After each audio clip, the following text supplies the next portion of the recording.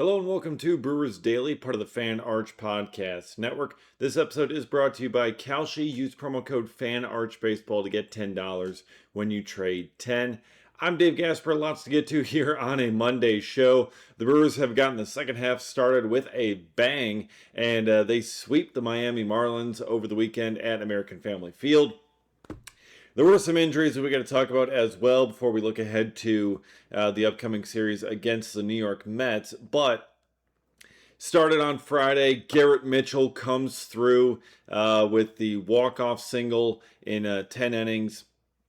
Brewers get the win. Garrett Mitchell really having a fantastic month of July here, leading the National League in hits so far this month. So he's just been continuing to get better and better every single month as this has gone on. It's almost like he's a player that has missed basically the first 4 years of his career with injury and hasn't really had a chance to get going, but always has had a super high potential, super high ceiling, and now he's finally being able to realize it by playing just about every single day.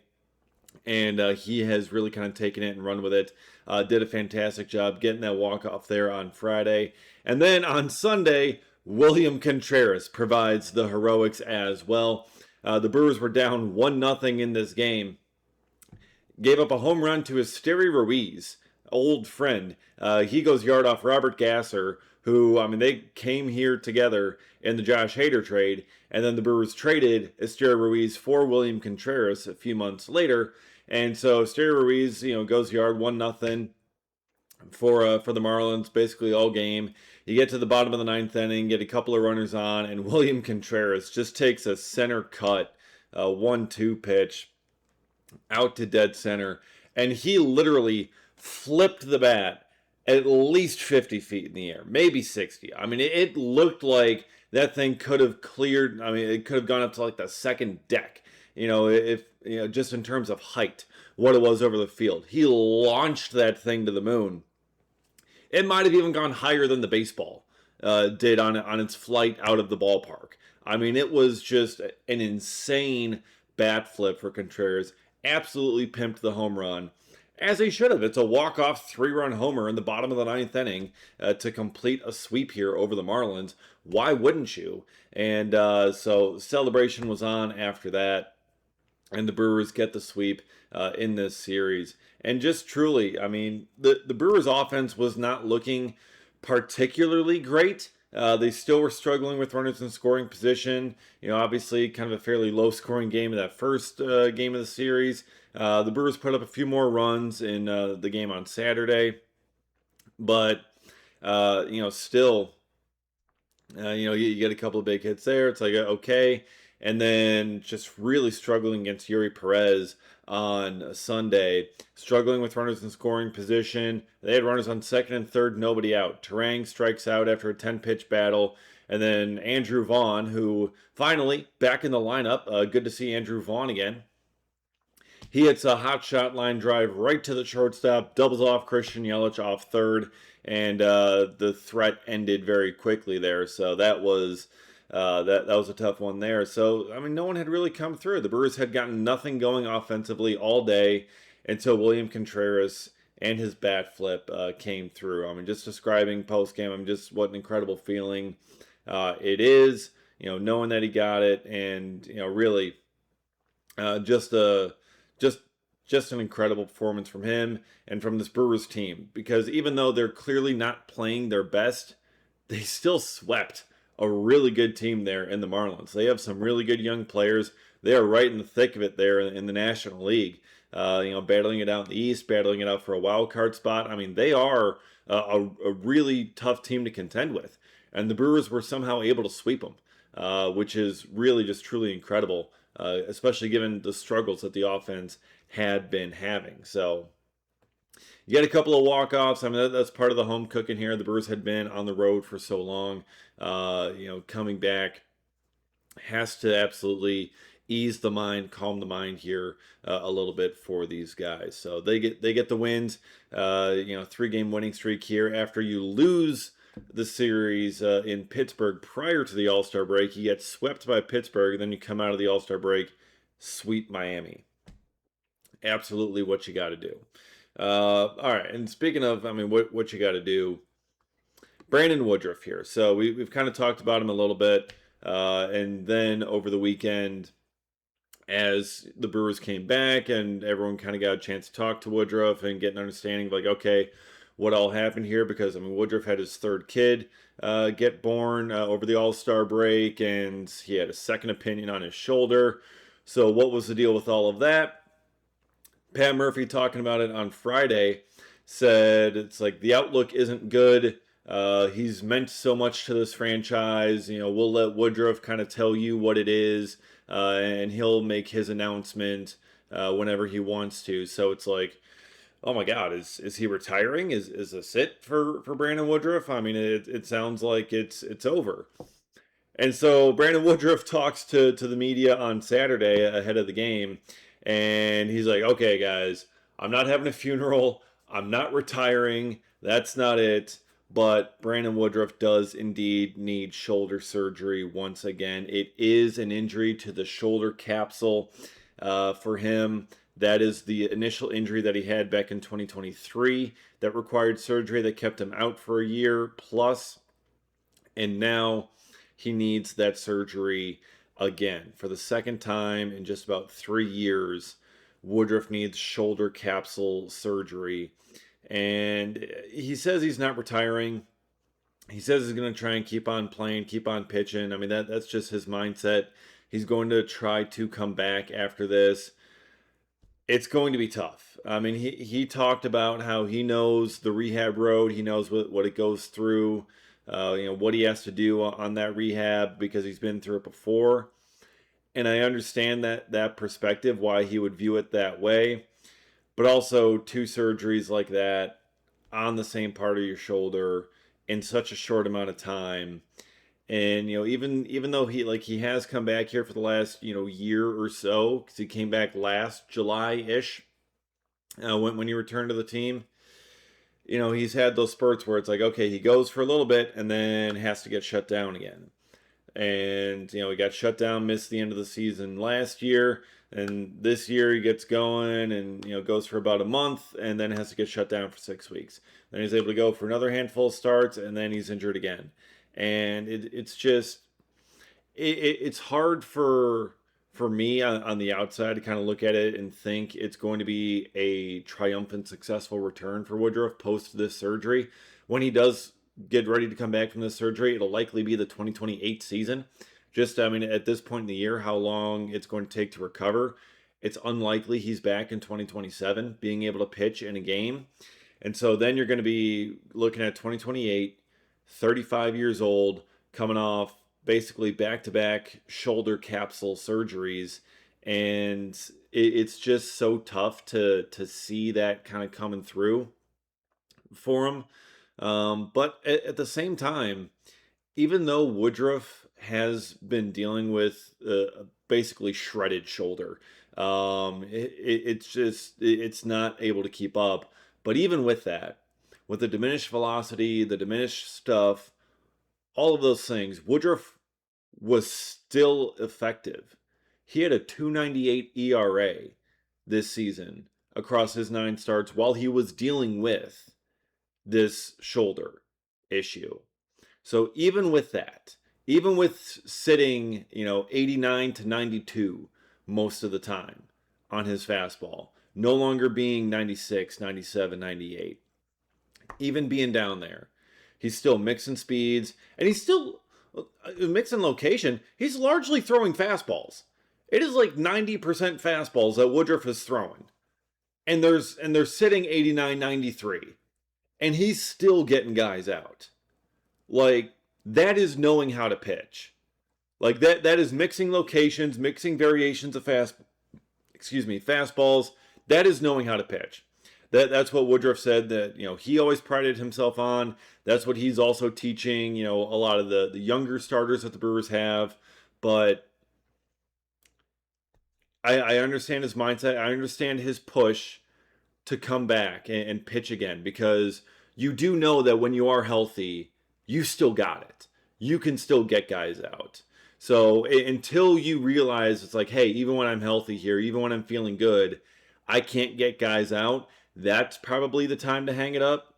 But the shoulder needs to get fixed again, and it's so hard because you just wonder what could have been for Brandon Woodruff all these years, this entire career. Because when he's out there, no matter the stuff, whatever it is, he has been electric. He has the lowest ERA in Brewers franchise history, minimum 500 innings, 3.10 career ERA, 298 this season when he's throwing 89, 92.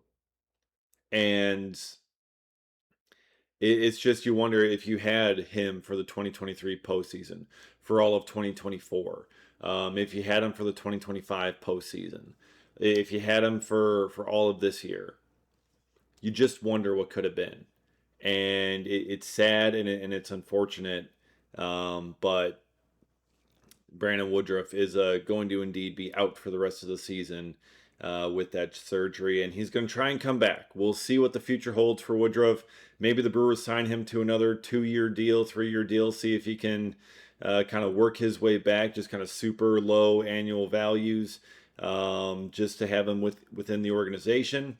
Maybe, I don't know. He's a free agent at the end of the season, but I think if any team would take him up on that opportunity, it would be the Brewers. So we will stay posted on that. All right. Well, since baseball is back kind of in full swing here now after the All-Star break, we got games going on every single day, and you can trade every single game on Kalshi. The Brewers and the Mets are starting a series here this week, so that is certainly going to be a very interesting series, with the Brewers and Mets being, frequent, trade partners. You got David Stearns over there in the front office for New York, and obviously he's, with the Brewers. You got a lot of former Brewers over there on that team, but the Mets have been bad this year. They have not quite gotten things figured out and putting it together. So that makes it an interesting series coming up here, but the Milwaukee Brewers currently trading at a very high percentage on Kalshi to win this game, 64% to win this game over the Mets. But where I'm looking is for the Brewers. I know we've seen them kind of struggle here offensively a little bit, but let's see. We could look at that in terms of runs scored, but I think I also like the fact that this is going to be Jacob Mizorowski bump day. Miz taking on New York. Jacob Mizorowski, 10 plus strikeouts. He's gotten a whole bunch of time to rest here, getting scratched from his start before the All-Star break, not pitching in the All-Star game, getting this extra series here to come to recover. I think Miz is going to be rested and ready to go. So Jacob Mizorowski, 10 plus strikeouts is what I'm looking at for this game. Currently trading at 40%. That means a $100 trade pays out $240 with a win. On Kalshi, you're trading against peers in a live market, meaning there's no house, and as the probability changes, you can buy in and out of your position. For a limited time, download the Kalshi app and use promo code FANARCHBASEBALL to get $10 when you trade 10, Kalshi, Kalshi, trade on anything. All right, the Brewers had another injury hit them over the weekend as well. Sal Frelick is on the shelf with a shoulder injury. This apparently had been bugging him for several weeks, going back maybe about 2 months or so, that Sal Frelick has been dealing with a shoulder issue. Been trying to, compensate. He was dealing with kind of some tightness and stuff in his oblique and other parts, so he tried to overcompensate with a shoulder, which led to shoulder problems. He had a throw in from the outfield that they just kind of like dribbled in, and they were just the Brewers were just kind of like, hey, what was that? And so Sal Frelick ended up getting pulled from the game, and he ends up hitting the shelf and going on the IL here. So it may be a bit of time. He's still looking for that image, the MRI, getting the official diagnosis so that they can get the official timeline for Sal Frelick. We don't have an official timeline for a return to play quite yet, but hopefully that is going to be coming soon. Hopefully today we can get that kind of answer from him. But We shall see. But so Sal Frelick went on the shelf. Blake Perkins, naturally recalled from AAA Nashville. So Perkins is now going to serve as that bench outfielder. You're going to see a lot more of Luis Lara out there in the outfield. And then also, I mean, on Sunday, you saw Jake Bauers in right field. So Andrew Vaughn could get himself some playing time. So maybe we could see that too. A little bit more of Jake Bauers in the outfield so that you can get Andrew Vaughn in the lineup a little bit more, because Vaughn seemingly has just been like completely forgotten about. And he's like only in there against left-handed pitchers, seemingly. So maybe an opportunity to get Andrew Vaughn some more at bats would be nice. But yeah, Perkins is up. You're going to see a lot of Lara out there in the outfield. Lara, Mitchell, Churio is likely going to be your primary trio out there in that Brewers outfield. So that's what things are looking like there. And then finally, just looking at this series against the New York Mets, what the Brewers have coming up. So initially, the probable starters here were flipped for the Brewers. And they had Brandon Sproat going on Monday, going tonight, and Jacob Mizorowski on Tuesday. But the Brewers decided to flip that, and Jacob Mizorowski is now going tonight for this game. And he is facing off against Freddie Peralta. Old friend, Freddie Peralta. He is back. Obviously, the Brewers traded him to New York over the offseason. You got Brandon Sproat back in return, along with Jet Williams, who haven't seen in Milwaukee yet. But it was going to be kind of interesting, seeing Brandon Sproat and Freddie Peralta going against each other since they were traded for each other. Kind of like you saw Asterio Ruiz versus Robert Gasser. Although hopefully this one goes a bit more the Brewers' direction.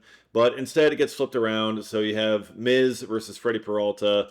That is going to be a fantastic matchup there. And going to be a lot of fun. Freddie has struggled a bit this season. 4.66 ERA, 5-8 record. Has not been his usual self. And so you kind of wonder... could the Brewers, since they know him so well, maybe exploit some of his struggles there? That's certainly a possibility. But that's the matchup coming up here tonight. Then tomorrow, Brandon Sproat is on the mound for the Crew. Left-hander Zach Thornton is on the mound for New York. 0-1 with a 2.60 ERA. Then on Wednesday, the matinee finale, Logan Henderson gets a start for Milwaukee. Christian Scott, the right-hander, will start for the Mets. Scott has a 2.87 ERA on the season, so he's having a pretty solid year over there. But Freddie Peralta, Zach Thornton, and Christian Scott are the starters there for the Mets. The Miz, Brandon Sproat, and Logan Henderson for the Brewers. And I did see this report as well that from Hector Gomez that the Brewers could be one of the leading teams interested in Freddie Peralta at the trade deadline, because the Mets are likely going to be sellers. Well, we'll see about that. It would be kind of funny. It would be kind of interesting, but we shall see on that front as well. But that's the series coming up here. Brewers and Mets. Brewers coming off a sweep of the Miami Marlins, and they're going to try and keep that momentum going here so that they can continue to stave off the Chicago Cubs. We'll continue to break it down here every single step of the way, every single day throughout the week on Brewers Daily, so be sure to subscribe and get notified if you have not already. Follow me on X at dgasper24. Appreciate all of you watching and listening, and we'll see you again next time for another episode of Brewers Daily.